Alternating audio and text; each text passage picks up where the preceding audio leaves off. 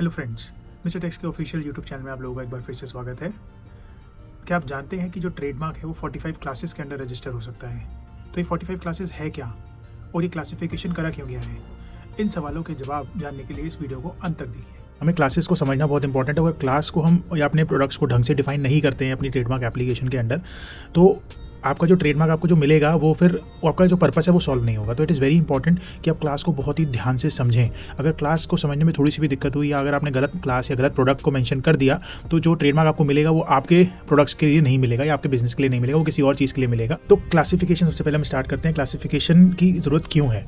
Classification जो है वो आपके जो बिजनेस है वो आपके ट्रेडमार्क से उसको रिलेट करती है। तो classification helps in identifying business with trademark. जैसे मैं आपको एग्जांपल देता हूँ बिस्लरी का। अगर आप बिस्लरी का सोचते हैं, बिस्लरी का नाम अगर आपके दिमाग में आता है तो सबसे पहले आपके दिमाग में क्या आएगा? पानी।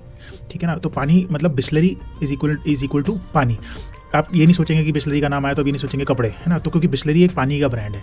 तो जो क्लासिफिकेशन होता है वो एक बिजनेस से रिलेटेड होता है, ना कि जनरलाइज सारी चीज़ों के लिए होता है। जैसे फॉर एग्जांपल हम लेते हैं रिलायंस का। तो रिलायंस क्या है? रिलायंस बहुत सारे प्रोडक्ट्स में डील करता है। ऐसा तो है नहीं उसका एक ही प्रोडक्ट है। तो रिलायंस का नाम आता है तो हमारे दिमाग में पेट्रोल भी आता है, हमारे दिमाग में टेलीकॉम भी आता है, और हमारे दिमाग में और भी उसके डिफरेंट बिजनेसेस हैं वो आते हैं, रिटेल आता है। अब इसमें क्या करता है, जो रिलायंस है वो रिलायंस अपना जो ब्रांड है वो अपने डिफरेंट क्लासेस के अंडर लेता है, ना कि एक क्लास के अंदर। इससे क्या होता है कि आप हर क्लास में हर बिजनेस उस नाम के अंडर कर सकते हैं।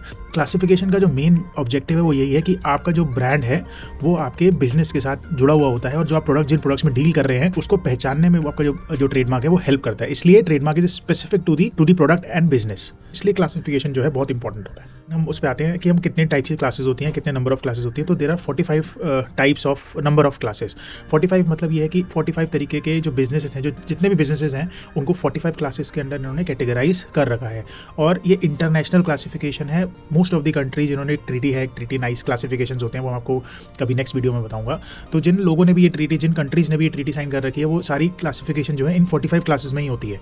चाहे आप यूएस चले जाएँ, चाहे आप यूरोप में चले जाएँ, चाहे आप इंडिया में हो, तो ये इतनी ही 45 नंबर ऑफ क्लासेज ही हैं। इन 45 क्लासेस के अंदर ही सारे बिजनेसेस को क्लासिफाई करा हुआ है। और 45 में भी जो टाइप ऑफ क्लासेस है वो ये है कि कुछ प्रोडक्ट से रिलेटेड है, कुछ सर्विसेज से रिलेटेड है। तो क्लास 1 से लेके जो क्लास 34 है वो गुड्स और प्रोडक्ट से रिलेटेड है, जो टेंजिबल गुड्स हैं। और जो क्लास 35 से 45 है वो हमारी सर्विसेज से रिलेटेड है। 45 क्लासेस हैं, ये मैंने लिस्ट यहाँ पे कुछ इनकॉर्पोरेट करी है इस प्रेजेंटेशन के अंदर। इस प्रेजेंटेशन को आप डाउनलोड कर सकते हैं, इसका लिंक मैं डिस्क्रिप्शन बॉक्स में डाल दूंगा, ताकि आपको आइडिया रहे कि ये 45 क्लासेस कौन कौन सी हैं। आप गूगल पे भी सर्च कर सकते हैं, ये पब्लिकली अवेलेबल है। ट्रेडमार्क हमेशा ध्यान रखिए, बिजनेस जो है वो हमेशा पब्लिक के लिए होता है। Trademark is something which represents your business, और जो आपके बिजनेस को आइडेंटिफाई कराने में हेल्प करता है। तो ट्रेडमार्क हमेशा पब्लिक डोमेन में रहेगा। तो इसके जितने भी डॉक्यूमेंट्स हैं, जितनी भी चीज़ें हैं, everything is in public domain. Even applications भी हैं वो भी आपको पब्लिक डोमेन में मिल जाएंगी। तो अगर आप देखेंगे तो क्लास 11 जो है वो आपके इलेक्ट्रिक डिवाइसेस के रिगार्डिंग है, और अगर आप क्लास 17 देखेंगे तो रबर एंड अदर प्रोडक्ट्स के रिलेटेड है। तो हर क्लास में कुछ ना कुछ प्रोडक्ट्स डिफाइंड है, वो जो क्लास है वो उन प्रोडक्ट्स से रिलेटेड ही है।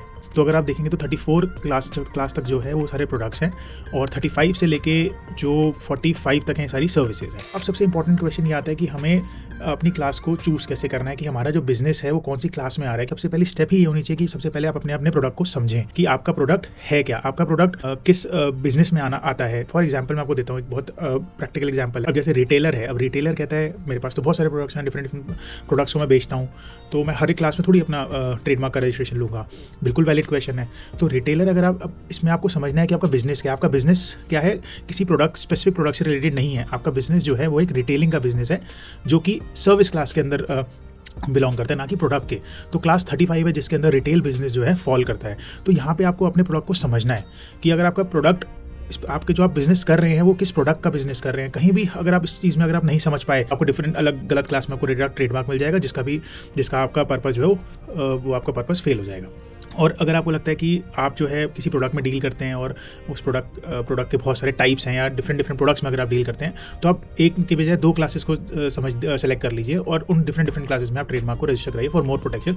जनरली हम लोग यही सजेस्ट करते हैं, अगर आपका छोटा बिजनेस है, स्टार्टअप एक प्रोडक्ट से ही कर रहे हैं या उसी से रिलेटेड प्रोडक्ट्स हैं, तो हम एक ही क्लास के अंदर सजेस्ट करते हैं कि आप करा लीजिए, क्योंकि फीस होती है। हर एक क्लास की एक सेपरेट एप्लीकेशन जाती है, और हर एक एप्लीकेशन की एक सेपरेट गवर्नमेंट फीस है, जो कि इंडिविजुअल और स्मॉल कंपनी के केस में, MSME कंपनी के केस में 4500 है, और इन एनी अदर केस वो 9000 रुपीज़ है। अगर आपको क्लास चेक करनी है, सबसे पहले तो जैसे लिस्ट जो है, लिस्ट ऑफ क्लास तो पब्लिकली अवेलेबल है, तो वो तो आपको आराम से भी मिल जाएगी। तो बट एक ऑथेंटिक सोर्स क्या है? ऑथेंटिक सोर्स है जो ये लिंक है, ये जो लिंक आप देख रहे हैं eiopa.europa.eu/EC2, ये एक ऑफिशियल लिंक है इंटरनेशनल क्लासिफिकेशन का। यही लिंक आप रेफ़र करें, इसी लिंक पे आपको सारी क्लासेस मिलेंगी। इससे एक ऊपर नहीं, एक नीचे नहीं, this is the only official link to know about the classes. आपको बहुत सारी मल्टीपल वेबसाइट्स मिलने वाली हैं गूगल पे, आप उनको प्लीज़ रेफ़र ना करें, वो सब बिजनेसेस हैं, वो गवर्नमेंट ऑन नहीं है। ये इंटरनेशनली गवर्नमेंट रिकॉग्नाइज्ड वेबसाइट है। तो आइए ज़रा इस वेबसाइट को भी देख लेते हैं। अब इस वेबसाइट में आप देखिए कि आपका प्रोडक्ट क्या है। फॉर एग्जांपल आप यहाँ पे एलईडी लिखते हैं। अब एलईडी जैसे आप क्लिक करेंगे, आपको क्लास नहीं पता लेट से, तो आप क्लास मत लिखिए, आप यहाँ पे सर्च दबा दीजिए।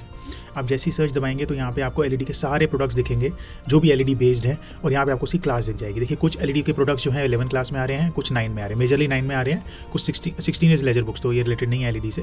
तो एलईडी बेसिकली 9 और 11, तो 2 क्लासेस आपको पता लग जाएंगी कि हाँ, इन क्लासेस में आपका जो बिजनेस है, आपका जो प्रोडक्ट है वो फॉल कर रहा है, और आप इन प्रोडक्ट्स के लिए अपना ट्रेडमार्क रजिस्टर करा सकते हैं। तो अगर आप जैसे आप अपना ट्रेडमार्क सर्च कर लेते हैं, आपको क्लास पता लग जाती है, क्लासेस पता लग जाती है कि आपका जो प्रोडक्ट है कौन कौन सी क्लासेस में आ रहा है, उसके बाद आपका जो स्टेप रहेगा वो ये रहेगा कि आपको उन क्लासेस को ढंग से समझना है। उन दोनों क्लासेस को अगर आप कंपेयर करेंगे, आप देखेंगे कि आपका जो प्रोडक्ट है वो कौन सी क्लास में फिट होता है। जैसे फॉर एग्जाम्पल मैंने अभी आपको एलईडी का एक एग्जाम्पल दिया था, तो एलईडी की लाइट्स भी आती हैं और एलईडी की स्क्रीन्स भी आती हैं, एलईडी डिस्प्लेज भी आते हैं।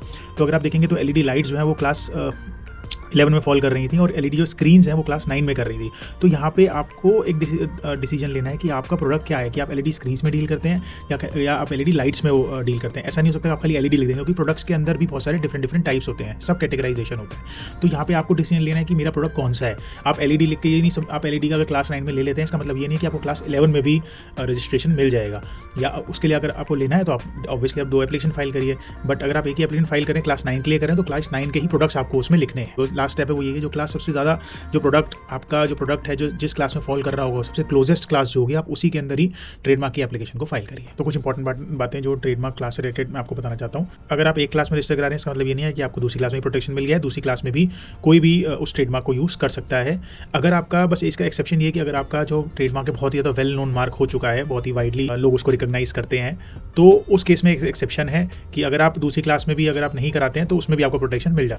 और ध्यान रखिएगा दूसरी बात कि जब भी आप एप्लीकेशन भर रहे हैं, तो उस एप्लीकेशन में जो आप क्लास के अंदर प्रोडक्ट्स लिखेंगे, वो प्रोडक्ट्स की spelling and everything should match with the products जो कि उस क्लास में आ रहे हैं। तो अब जो वेबसाइट मैंने आपको बताई थी अभी यूरोपा वाली, उसके अंदर आप जब जाएंगे तो एग्जैक्ट स्पेलिंग जो उसमें प्रोडक्ट की लिखी होगी वही एग्जैक्ट स्पेलिंग, बल्कि ए का बी नहीं होना चाहिए, मतलब बिल्कुल एक चीज़ सेम होनी चाहिए। आप एग्जैक्टली सेम जो है अपनी एप्लीकेशन में मेंशन करेंगे।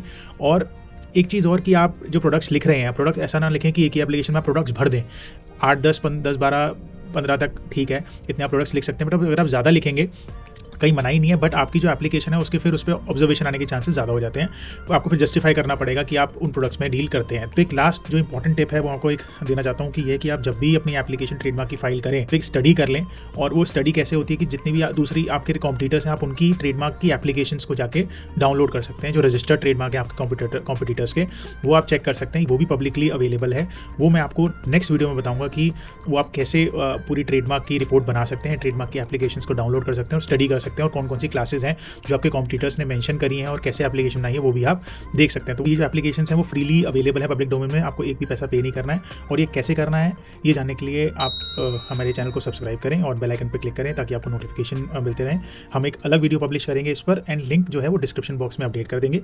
और इस वीडियो को प्लीज़ ज़्यादा से ज़्यादा शेयर करिए ताकि और भी लोगों को इसकी इन्फॉर्मेशन मिले।